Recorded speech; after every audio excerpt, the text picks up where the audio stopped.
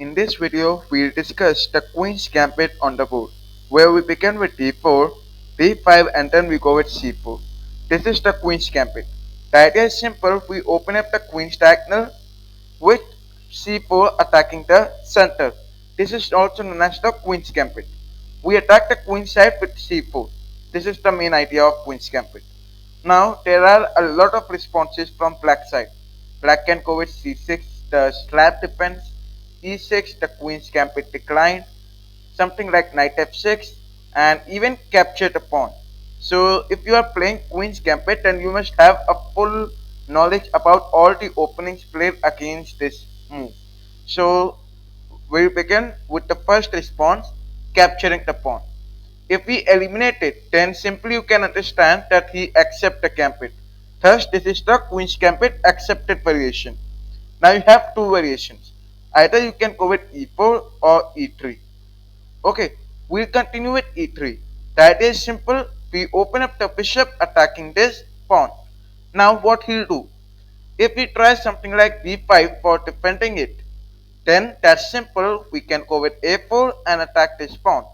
If we try c6, we can go with capturing the pawn. After we eliminate, we have queen f3 attacking the rook. Now, you cannot play something like bishop over there because we can easily capture the free bishop. If we try knight c6, we can eliminate the free knight. You will play bishop there, protecting the rook from the queen. You will take this queen to a6, and this will be a very good position for you. So we go behind. Now if we play something like a6, then you can still take it. He cannot take it back because rook take rook. So let's go behind. With all these variation, if we try something like b4, then over here that's your choice if you want to play bishop takes c4. Otherwise you can go with queen f3 attacking this rook. If we try c6, then you can go with bishop takes c4, looking forward for the mate. Now here try e6 for blocking of this. Then you may try something like knight e2 for developing your pieces. You may go with knight e2 or knight e2, any of this. That's your choice. You can continue with any of them. So this is the main problem. If we go with b5, then you are all sorted. Now if he'll not play b5, then what he'll do? That's simple. He'll try knight f6. He'll continue with his development. Okay, where we'll go with knight f3, he'll go with e6, we'll take this pawn, he will play bishop e7, continue with castling. In most of the cases, he will just ignore this pawn. Otherwise, if he does not ignore and try to defend it, then you know what you can do. Now, there are some more ways in which black can protect it. For example, bishop e6. Okay, if we try this, what you may do is you can go with knight c3. The idea is simple, we want to play d5 in the future. So if we play knight f6 for blocking d5, then you can go with e4. e4 is also better and aggressive way also for pushing the pawn forward. So you may try one of them. Now when I say about two variations about e3 and e4, what about e4? So if we play e4, what will happen? So with e4, we can consider that black is going to play some moves like e5. Now, remember if you capture, then queen take queen, you will lose the castling ability. If you go with d5, then what you can do is you will go with knight f6, try to attack this center pawn. Means you will be dependent on defending it, right? Now over here he can go with e5. The idea is simple. If you eliminate it, then he can take your central pawn. So this is something you need to be aware of. That's why don't push over here. So what's the best move? The best move is knight f3. If we take, then you take it back from the knight. You can take this pawn or this pawn, any of them. That's your choice. Otherwise, we also attack this from the knight. So this is the main idea of this. Now over here, he'll try something like bishop b4, giving check. We can go with bishop d2 or knight c3, any of them. We go with bishop d2. He take it, we take it back from the knight, attacking this pawn, and further he tried to take it. Then you can go with bishop takes c4, open up it. Your main idea is castling. King safety is important. Now let us say knight f6. If you play knight f6, then you can go with e5. Okay, and continue attacking.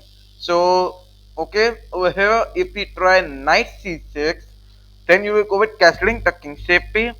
He'll go with okay. So over here, knight f6 e5. I think he can if he'll play knight f6, then we'll go with e5. That's simple, right? So let's say yeah a6, preparing for p5. This is just an example. If you try this, then you can have queen c2. You'll open up. You'll place this rook over here. This rook over here. Try to attack this. You can take knight b3 and attack this pawn. You are having a lot of, advantages at this position. So that's why you know how you can play against e4, e3, and all. Now this was the Queen's Gambit accepted part. Now we come to the Queen's Gambit declined part. And also I have some amazing chess traps in this video. Over here e6. Then what you'll do? That's simple. We'll go with knight c3, attacking this pawn. We'll go with knight f6. We'll go with capturing the pawn. After capturing it, if we capture, we go with bishop g5, creating a pin. Ultimately, if we go with c6, we'll go with e3. The idea is simple. We just focus on developing our pieces. Bishop e7, we go with queen c2. Now, why we play queen c2? Why don't we go with some moves like knight f3, bishop e2, bishop d3, any of them? Why? So the idea is queen c2. The main plan is we are not allowing the bishop to come here, because if we go with knight f3, then we'll give one way for black to develop the pieces like this. So that's the reason we just go with queen c2. Now here there are a lot of variations which he can try. If we try some moves like bishop g4, because he is quite aware that he must develop his bishop. He is in that attitude. He want to develop his bishop. So what you'll do is you'll go with bishop d3. Okay. The main idea of bishop d3 is if you castle, then you will have the bishop attacking this. That's the main idea. You go with knight bd7. We go x3, attack this bishop. Bishop goes back. We go with f4. Now why f4? Why not directly g4? Right? So idea of f4 is we'll go with f5 and then go with g4, trapping the bishop. Okay. Otherwise, if you go with this, he'll take the bishop behind. If you go with this, then he can trade it. Yeah, he can easily trade it. Okay. So that's why we must go with f4. First, we need to block this diagonal and then go with this. Okay. Now over here, let us say he make bishop g6. We have f5, bishop x5, then g4, and that's the bishop trap.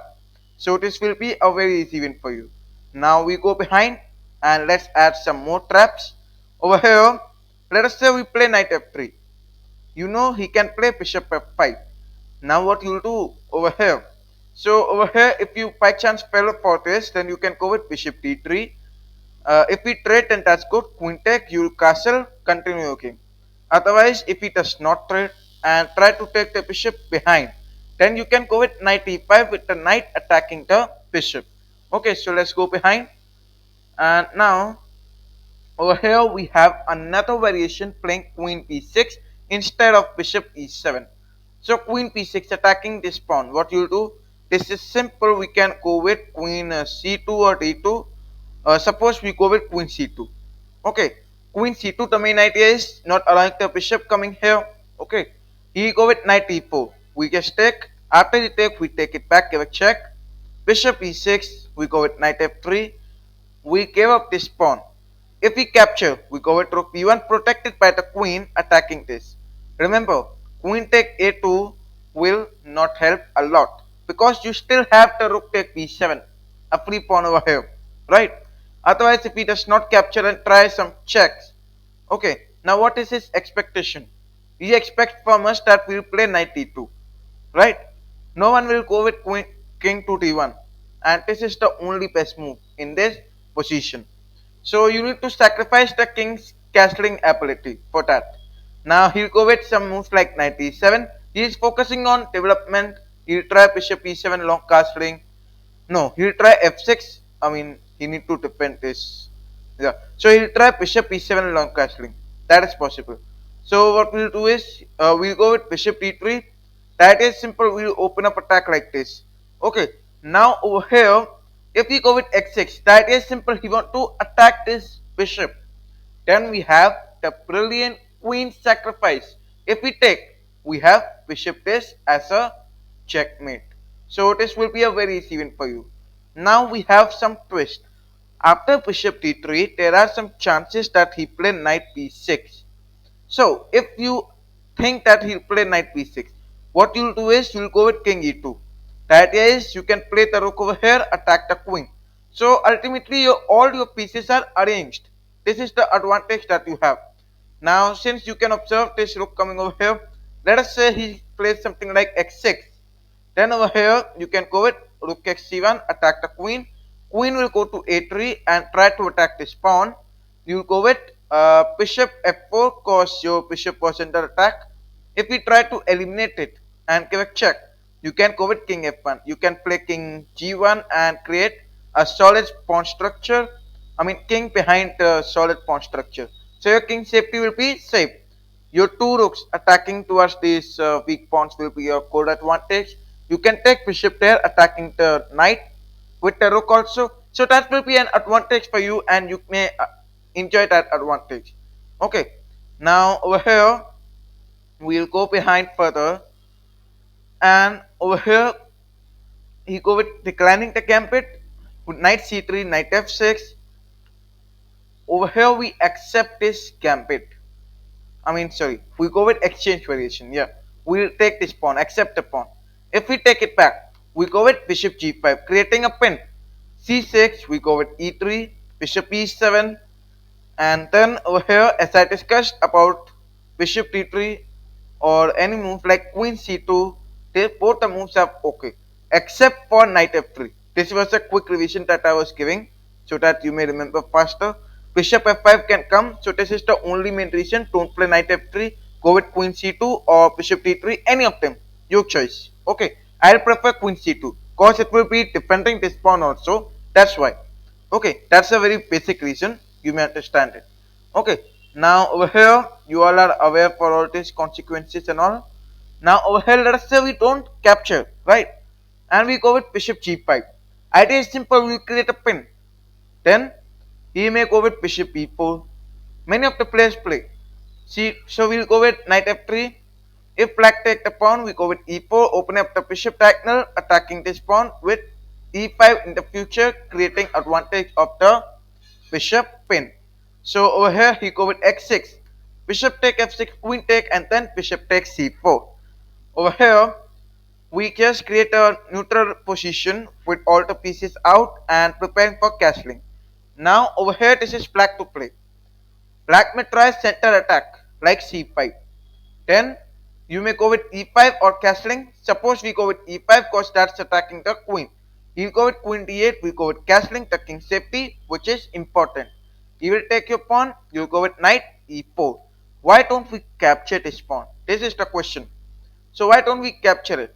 The main reason for not capturing it is he can go with knight c6. He'll try to attack this pawn.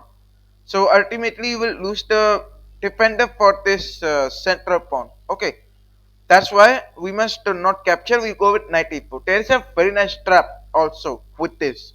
You go with knight castling because king safety is important. We go with queen e2. Okay, we are like playing the rook here for attacking this 5. That's the main reason. Bishop e7, rook a d1. We will take this rook over here for attacking it. You go with queen b6. This pawn is defended by the queen, so no need to worry. Knight take d4. He try rook d8, trying to attack this, and then you may shock your opponent with queen g4. The idea is queen rook attacking this with the rook already defending it. So you may observe that you are having only one defender for this, and he is having two attackers for this. So what you will do in such cases? So in such cases, if we go with rook take d4, you easily take it. Now he is thinking that he is winning, but no, actually it is not true. If queen take rook, you have knight f6 check. Over here, pawn cannot capture it because of the pin. So bishop will take and then queen take queen. So this will be a very easy win for you. So this was a description about the Queen's Gambit decline. Okay, now let us say he go with slab defense c6. Then over here we go with knight c3, knight and the pawn attacking this center. Over here, that is your choice if you already want to capture it. There is no problem with that. You may easily develop your pieces and focus on bishop f4, e3, bishop d3, castling. So you have a lot of variations in this. We go with knight c3. Now over here, he can go with knight f6. We go with knight f3. He go with e6. Okay, there is something that you must understand. If we try e6, then over here you have two variations. Go with bishop g5 or capture this pawn. I always consider capturing it. The reason is if we eliminate from the c pawn. Remember this file is open. So you just need to take bishop g5. We'll try bishop e7 for blocking it. You'll play rook c1. You'll open up the rook file like this. So you may consider that black will take from this pawn so that he can open up the bishop. What you'll do now? Simply you'll go with queen c2 so that your opponent cannot play this move. The reason is simple. Okay. Now over here this is black to play. He'll try bishop e7 or d6. Let us say bishop d6. We'll go with bishop g5. We'll open up attacks like creating pin. If we try something like x6, if we try, then slightly eliminate this. After queen take, that is not a problem. You can go with knight take d5.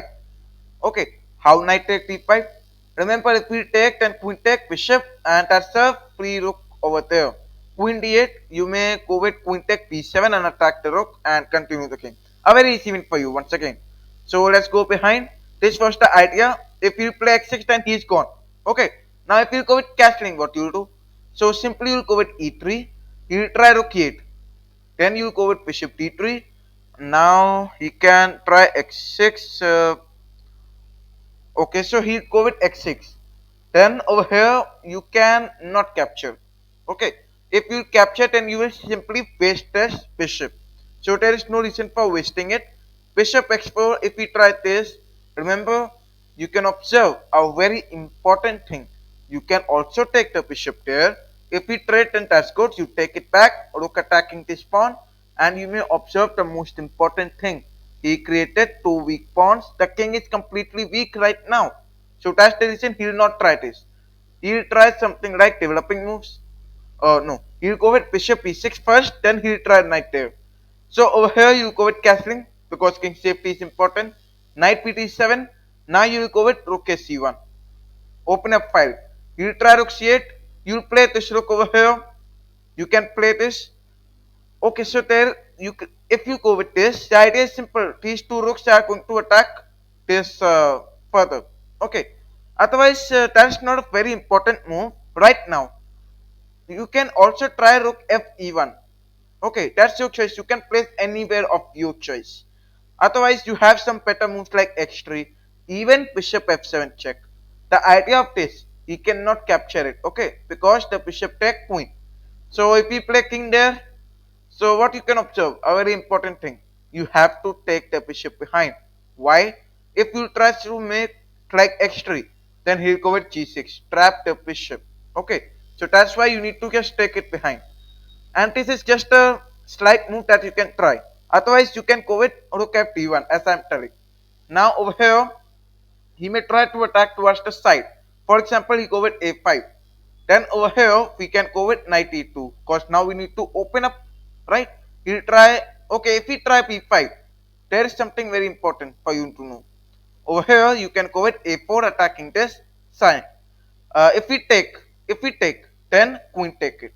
If we go with this, okay, then if we go with this, then that's simple. You can go with p3 and block this pawn from being pushed forward. You can even go with x3 and all. If we to try to make some moves now over here, yeah, he can try queen b6. Now he will trying to make some more better position. So in such cases, you can even take this knight behind. The idea is we'll look forward for e4. We'll try to attack the center with this. Okay, so these are all the basic principles. If you apply the basic principles like attacking the center, developing pieces, maintaining the king safety, then this will be an easy win for you. Okay, now we go behind. This was the slap defense basic uh, ideas and all. Okay, now let me show you one trap. We go with bishop g5. Over here, we try knight over there. Then what we'll do? We eliminate it. Now over here, he tried to eliminate from this pawn. If he eliminate, remember he has made one mistake. Over here, what you can do is you go with queen to, rook c1. Over here, he try bishop d6. If he go with this, remember you can go with knight b5. Many of you think that knight b5 is correct. No, because he can go with queen a5, correct check. If you take the knight behind, that will not work. He can go with knight e5, knight e4. This is a mistake done by 56% of the players as white. So remember, don't make this mistake. Okay, that's what's important for you to know. Alright, so now we go behind this position. We go with knight c3. We go with knight f6. We have bishop g4. You can try this also, but I prefer knight f3 because knight before the bishop. That's the principle. Okay, let us say we go with knight f3. That's no problem with that. Over here, he go with bishop f5. Now in the opening, he is controlling it, right? So what we'll do is we'll eliminate this pawn. He take it back. What is the idea why we eliminate it? So that early we can play rook c1 and open up. We are not allowing him to play some moves like this to defend it. That's why we just eliminate it. Now we go with bishop to g5. Over here he throw it knight there. Okay. What you do is over here you go with rook c1. He go with this e6. He want to develop the bishop e7 and all. You go with queen a4, creating a pin. Over here, he go with bishop e7. Now, there is a very important and amazing chess trap that you can play.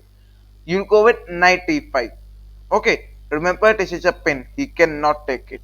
Over here, if he castle, then that's good.